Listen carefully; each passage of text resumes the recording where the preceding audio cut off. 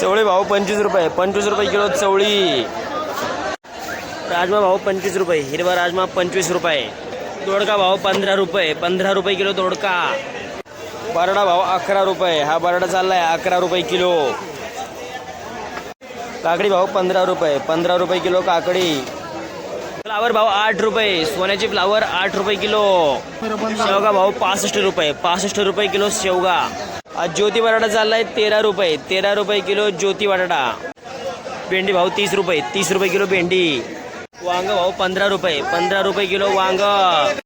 घोसाळ भाव 20 रुपये, 20 रुपये किलो घोसाळ. दुधी दिलाय 10 रुपये, 10 रुपये किलो दुधी. चवळ गेलेली आहे 7 ते 10 रुपये. नमस्कार. नमस्कार. काय गेलं पालेभाज्या? कोथिंबीर काय झालं? कोथंबिरी 10 ते 12 रुपये आणि गावरान जी कोथंबीर आहे आपली ती गेलेली आहे 12 ते 15 रुपये. मेथी गेलेली आहे 10 ते 15 रुपये. लय चॉपर माल असेल तर तो 15 रुपये गेलेला आहे. तशी रेंज 12, 13, 14 पर्यंत मेथीची रेंज आहे. कांदापात गेलेली आहे आज 6 ते 8 रुपये.